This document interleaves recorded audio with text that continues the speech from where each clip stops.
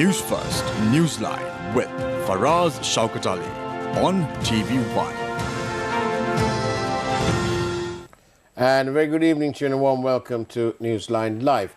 My guest this evening is the former chairman of the Ceylon Electricity Board, and he's now from the Department of Electrical Engineering, the University of Muratua, and it's none other than Professor Anura Wijayapala. Very good evening, Professor. Good evening, Delighted Faraz. to have you again. Yes, I'm very much pleased to be here. Thank you, thank you. Tell me, since you've left and since you've returned to academia and so on, we are now treated to the information that there are meant to be some reforms going on at the CEB. Yeah. How's that going in your view? You know that electricity reforms in this country is long overdue. It really should have happened in 2002 effort. But unfortunately, CEB unions led by Engineers Union did not let it happen. And now today they are paying the penalty, and the country is paying the penalty throughout all these delays. And unfortunately, now the politicians and the political bureau has an upper hand, and they are trying to do it as they want. And the professional seems to have less hand in it, which is unfortunate, because electricity reforms kind of a thing should happen in the correct pace, so that nothing will go wrong, because it's a very capital intensive sector. But anyway, reforms must happen, and I see that the minister is giving leadership for that. That is necessary, but it should be done at its own pace and not too fast, so that things will go wrong, and finally more losses will come to the industry, and our electricity will be more expensive if we make more mistakes. And how long do they estimate this reform process to? I think what I learned from the government information is that they will present the new bill maybe within another 30 days or so, and by the end of the year they target to formalize the new companies and to start the reformed sector to operate. So you know the CEB reforms, how many companies will eventually the CEB be broken down into approximately? I think as per the report submitted by the committee, it was more than 14 companies to handle various sub-functions of CEB, including 4 CEB-owned distribution companies and Lanka Electricity Company, which is doing the same thing, and which will operate as independent units, distribution units in their geographical areas.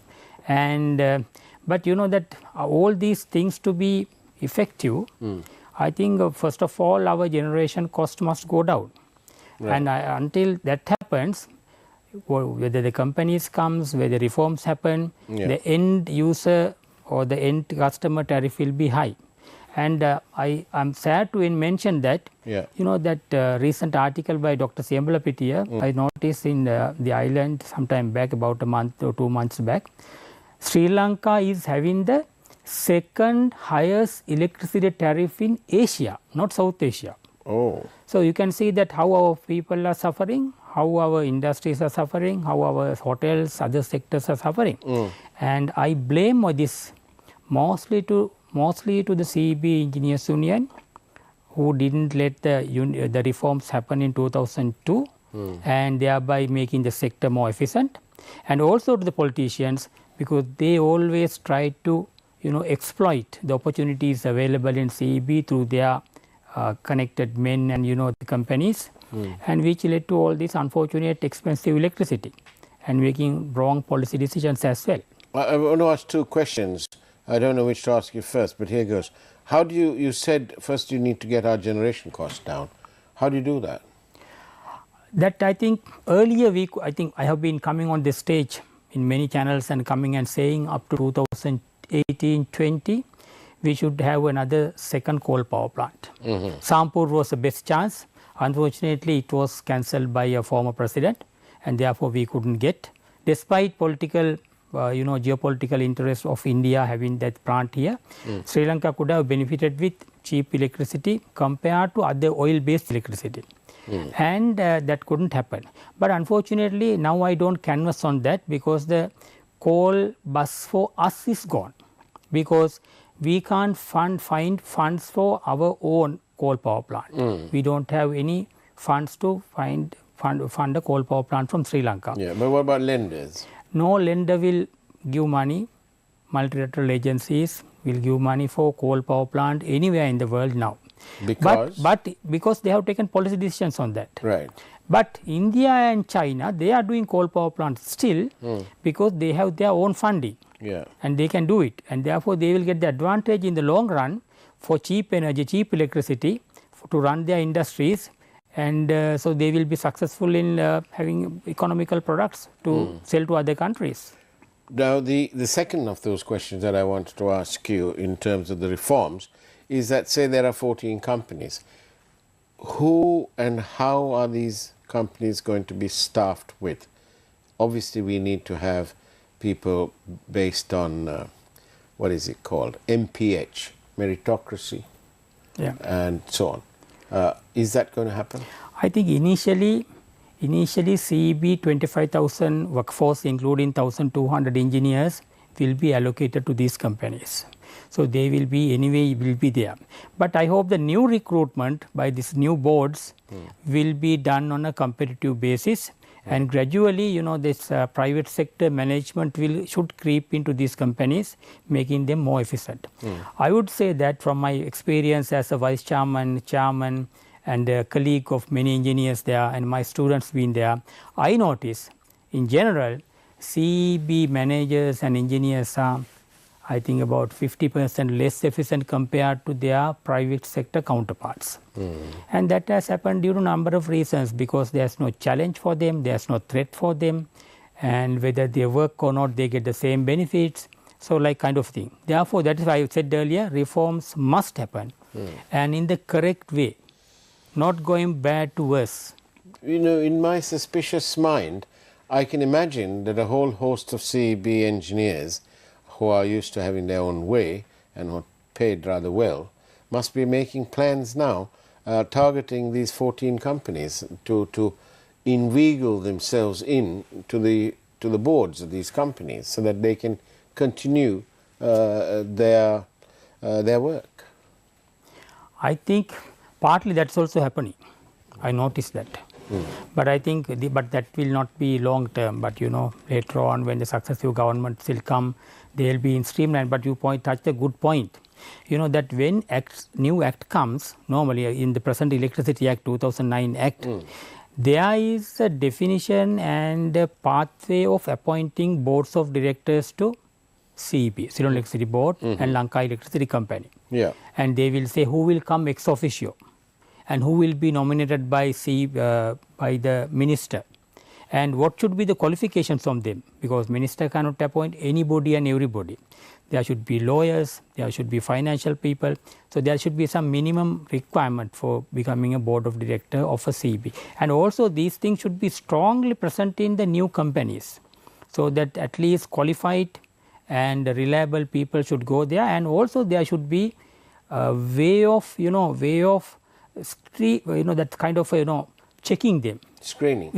That there is the high post committee in the parliament. I don't know whether that is applicable to every board member of companies of the government. I don't think so. Yeah, I think it's not the case. Yeah. I think that should happen. There should be a body like the high post commission, whoever is appointed by ministers to various boards and other companies in different ministries as well, to be qualified by a screening committee that they are fit for this job. Indeed. Yeah, I think that should happen. I think the new president and the new system and the new Electricity Act, I hope will take these things to account, so that, because now you can see CEB has 6-7 directors. Yeah. New 14 or 15 companies will have 7 into 15 directors. On one hand it is expensive, on the other hand it is a bigger chance that the corrupt people will creep into the same system in a bigger way.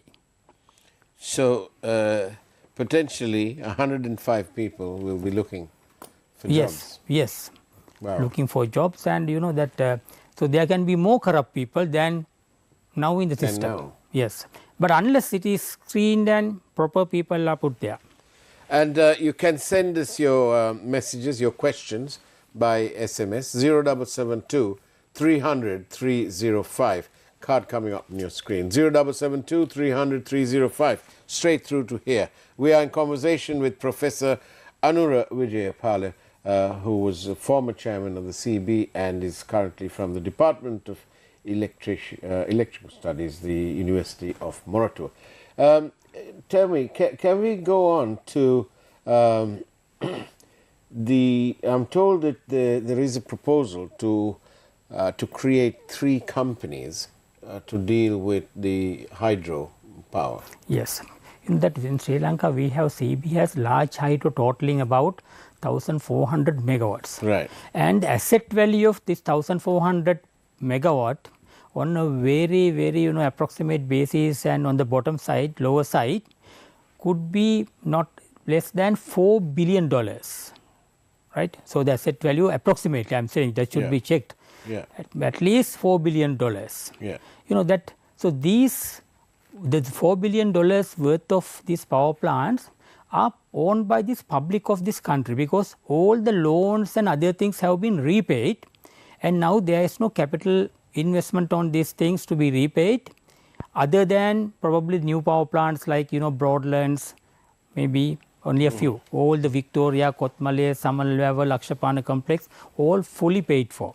Therefore, their electricity comes at a nominal price of say 5 to 6 rupees a unit of electricity. Right? So, we produce at least 4,000 million units or 4 billion units of electricity every year approximately from this. How much? 4,000 billion? 4,000 million units of electricity. Right? And you can see the value of that compared to the cost of oil based or coal based or any renewable, any other based electricity, because they have a huge capital cost component in the tariff. But here this 1,400 megawatt capital cost is fully paid. Fully paid. Yes. Therefore, in my opinion, people should canvass, the rulers should understand they should be made government owned companies. Right. And should not be privatized. If it's privatized, it is wrong, because some of them are gifted to us.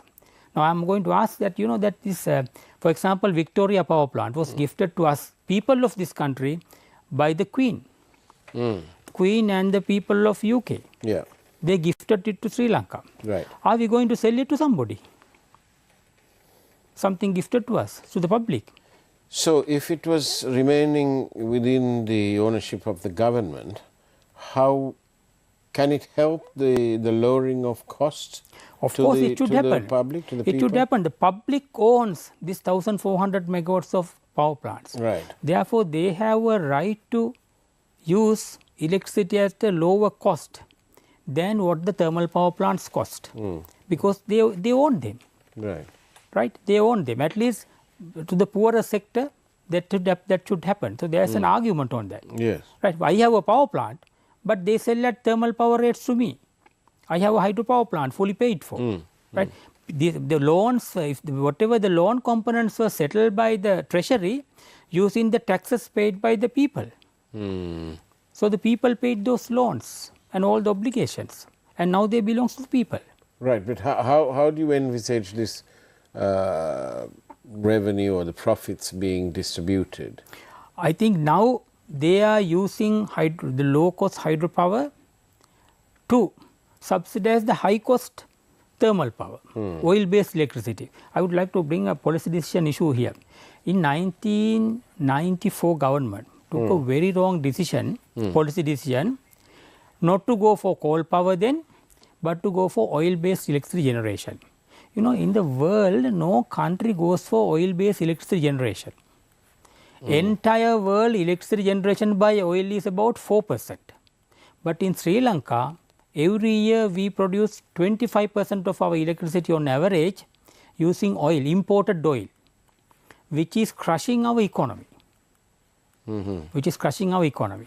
And we have deceived ourselves of LNG power plants, because for example, in 2008 or 9 when we commissioned Yugadanavi power plant, we said in a few years we will get LNG and convert it to LNG, which never happened. Still it is running on oil. And now we are building, right now we are building a 350 megawatt LNG power plant, but there is no procurement process for the LNG itself. There were house and all this arguments, cross arguments about a year back, but now process is completely halted. Let's bring us up to speed after this short break, in which we take a look at this evening's headlines from the Primetime News team. We'll see you on the other side of the break.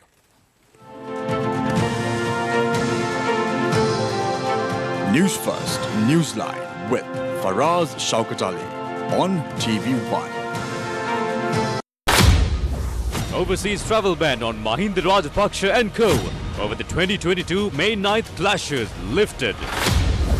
Jerome Fernando can be arrested upon his return, says Sri Lanka police. Woman dies while in custody of Valigada police. IGP orders for immediate investigation. 3 new governors appointed in northern, eastern and northwestern provinces. Thai election. Big win for opposition, but uncertainty looms.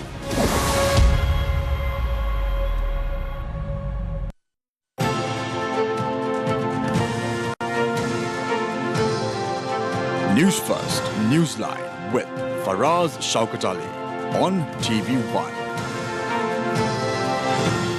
And welcome back. I'm in conversation this evening with Professor Anura Wijayapala, former chairman CEB, and from the Department of Electrical Engineering, the University of Moratuwa.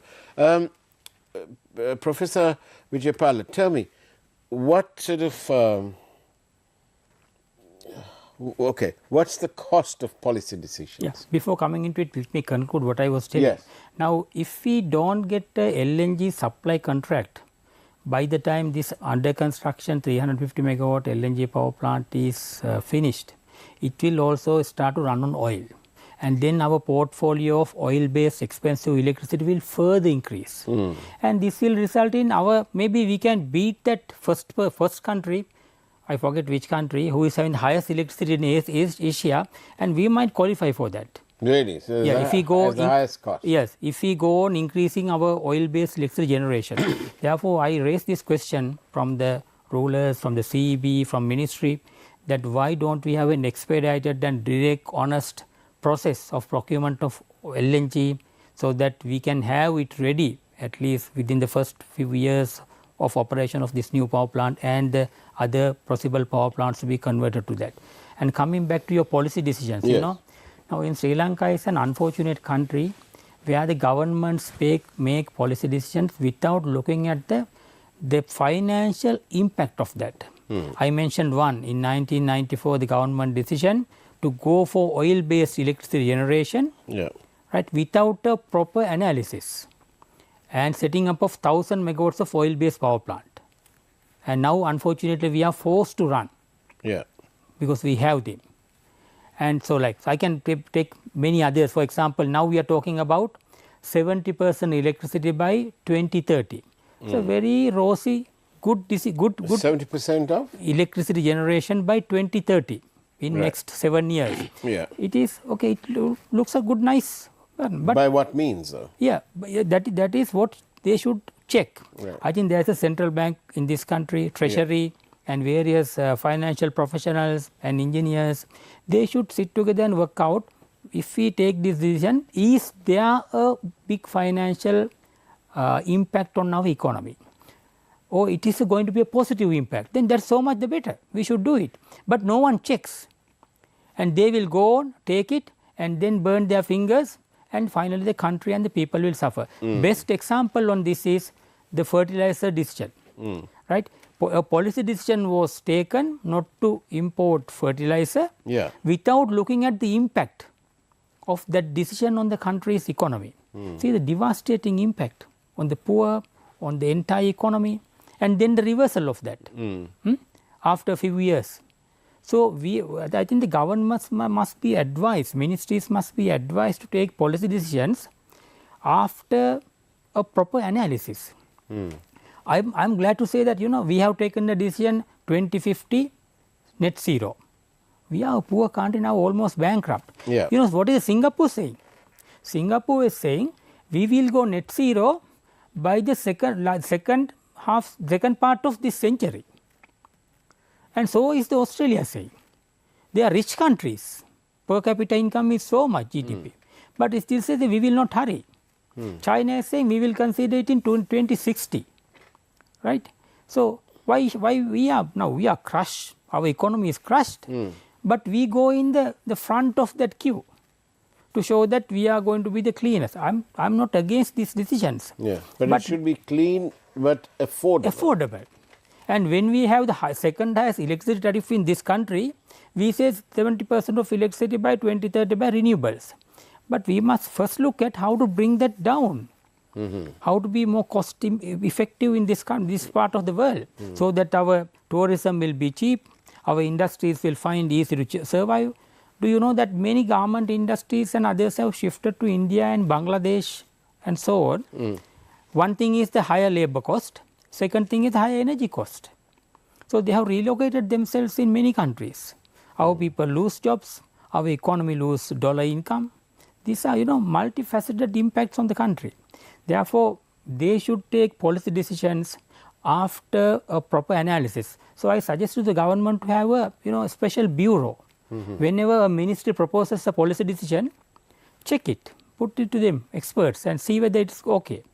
And on the other hand, there are certain things happening from unwanted people. Sometimes the CEB related policies are made by, I think the 70% renewable first came to the cabinet from the Ministry of Environment, right? Not the Ministry of Power and Energy, right? So all I think I feel like they are run by interested parties, but that for sort of collateral purposes. Yes, that should not be the case. And what is to you the most worrying? And by the way, thank you very much for the question. Can we take this question? What about our LNG deposit and using that for power generation using a gas-to-wire offshore turbines? I think that is a very good proposal that is coming. But I think from the whatever the explorations that we did with the companies, they divulge several facts. One is their amounts are small. Therefore, the cost of the recovery in them is relatively higher. So I don't know the details, but that is the last things that we heard from that. Therefore, whether they can be a big relief to us is a question yet. But domestic energy we should use, but there should be a proper mechanism. But when you take a liter of whatever the oil or gas or whatever, it should come at a comparable cost compared to what is available in the market. If it is double, no meaning at all. So there are oil wells in the world, I have heard, which when the oil prices go high, they become economically viable. When the oil prices go down, they shut down the wells because taking oil from them is not competitive enough. Right. Okay. So similarly, it may be applicable to our resources as well. But I think there is a secretariat for that. They should do their best and check whether it is viable or not. Mr. Wijayapala, what do you say, Professor Wijayapala, what do you say? Should the CEB, and when it's broken up, where should the ownership be? Should it be traded on the stock market? I think initially I would like if it remains with the government ownership for at least about a year or two until the setup is complete. And because every company will own a substantial asset base and they are not properly booked, or some are just open lands and other properties. So they must first account for that and proper valuation should be there. Then with that value only you must hand over to a private, maybe even a part of the shares, maybe 40%, 50% and the management. Otherwise they will misuse those assets. First you must have a good account of the total assets that are transferred to all these 14 companies. Right. And then only you must think about, when you are sure that nothing has escaped there, when you have proper values, you can gradually introduce private sector investment so that the new, whatever the money required for the expansions can be obtained from the private sector, and then public private partnerships can prosper. Okay. And that you believe will be the best way forward? That will be the best way forward. If we hurry too fast, I think a lot of these assets will go to wrong hands. And there may be already like, I must tell you that this also. Now, when these government manifestos are made, these political manifestos are made, some people creep into them by way of supporting and put whatever they want into the manifestos. Right. Right. And once the president wins, they come and say this is the law, because it was in the manifesto and people voted for that. Right. So, likewise, I have doubts now in drafting these bills and other things. There may be strong interested parties having their influence on these terms and conditions in the law, even in the drafting of the bills. So, the government legal draftment, and I think the others who are approving this, Attorney General and all their departments, they should be carefully scrutinizing these things, whether they are in the correct format legally and commercially, so that nothing can go into wrong hands, because our sector is in trouble, our country is trouble. We can't take more losses. Yeah. Thank you very much for your questions. Somebody is asking again, for clarification, how will the people benefit from your proposal about the 3 companies to own the hydropower assets? It's not my proposal, it's a proposal from the committee who was appointed by the cabinet to do that. Yeah. But that I said those companies must be 100% government owned. But when they are made companies like LECO, I would directly say, out of compared to CEB distribution entities, LECO, even though 100% government owned, is much more efficient compared to CEB for distribution departments. Likewise, when the companies are made to manage, say, Lakshapana complex, one company, maybe Kotmale and other Victoria, one company, and so on. So, then there can be private sector like management. Right. Because, and they can be given targets and other KPIs to operate with it, and thereby they can be made more efficient. And in all of this, would you agree that we need a strong regulator? Of course. Now, what I understand is in the new format, regulator is not going to be that independent. I think the present regulator is independent, but I think the government it seems like that they have burned their fingers by appointing an independent commission, and which is not under their control. So, I think to compensate on that, I think the new bill, from the things I hear, they are going to appoint a regulator who will be completely under the control of the minister. So, that will not be an independent commission. If that happens, I hope there should be sufficient checks and balances, sufficient independence for these commissions, if you call them independent commissions. But to appoint right people for these things should happen through a screening process, so that they will do the right thing. So, right thing should be agreeable to both government and to the public. So, there should not be to the CEB as well. So, there should no one should fight with each other if you are doing the right thing for the country. And would you say, Professor Wijayapala, would you say that you'd like to have another go at running the CEB? I don't think so. You said that with a big sigh. Yes. Heard from here to. Yeah, I tried. I spent maybe 2.5 years as the chairman and another 2 years as vice chairman. 4.5 years was my precious life on CEB affairs, and. Were you disappointed? I was not disappointed on the things that I could do, especially by introducing this solar net accounting and net plus systems in my time and so on, and leading them and so on. But I am disappointed on my productivity of spending 4.5 years for CEB, where the changes could not be done because of the strong union presence. And when I proposed, for example, to appoint the general manager in a more liberal way in 2017 to the union, they were all after me, saying that he is coming to teach us how to select the general manager, where we have a laid down procedure to appoint the small senior engineer even by a day, irrespective of his skills, as the general manager. That is their policy. So, when I said it has to be changed, they were all after me and saying you must go.